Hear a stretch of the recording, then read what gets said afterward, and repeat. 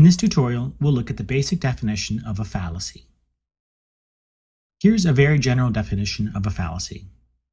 A fallacy is an argument of a type that is generally recognized to be bad. So, first and foremost, a fallacy is a bad argument. But not every bad argument should be labeled a fallacy. What makes it a fallacy is that the argument has certain general features that allow you to characterize it as a type, and it is these general features that are responsible for the argument being bad. This allows you to say that a given argument is bad because it's an example or instance of a particular kind of argument that is generally recognized to be bad. Here's an example we've seen already.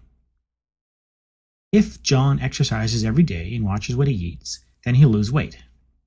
John lost weight, so he must be exercising every day and watching what he eats. This argument is bad because the logic is weak. From the fact that John has lost weight, it doesn't follow that he's exercising every day and watching what he eats. He could be restricting his diet and not exercising at all. Or he could be exercising and not changing his diet. Or he could be sick and bedridden and he's lost weight for that reason, and so on. What makes this a fallacy is that we can recognize that this is an argument of a certain general type. It's an instance of the invalid conditional argument form known as affirming the consequent.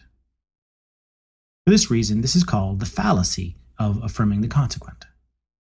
This is an example of what is called a formal or structural fallacy, because the argument form is invalid. But not all fallacies are formal in this way. Here's an example.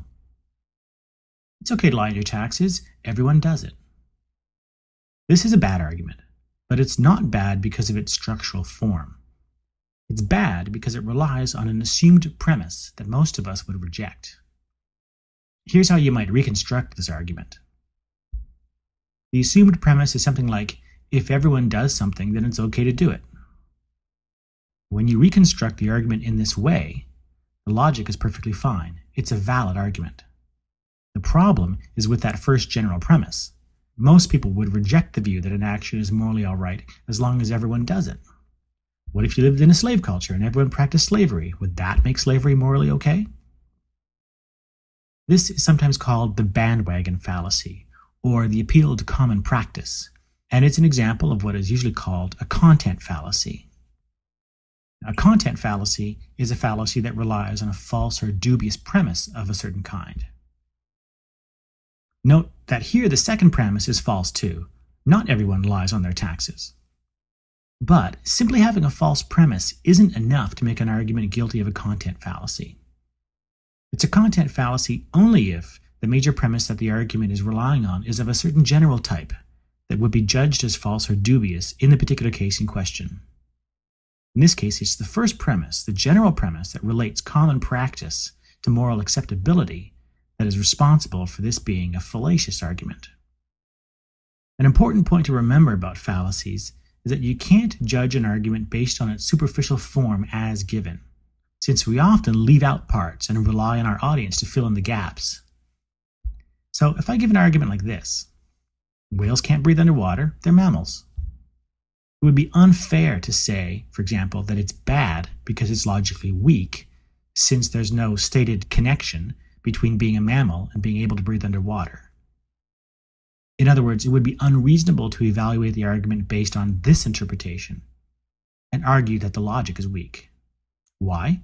Because it's obvious that the argument relies on an implicit premise. Mammals can't breathe underwater. Only after you add this premise can you then evaluate the argument. And in this case, the argument is good. Both premises are true and the argument is valid. So, let's summarize. 1. A fallacy is an argument of a type that is generally recognized to be bad. And 2.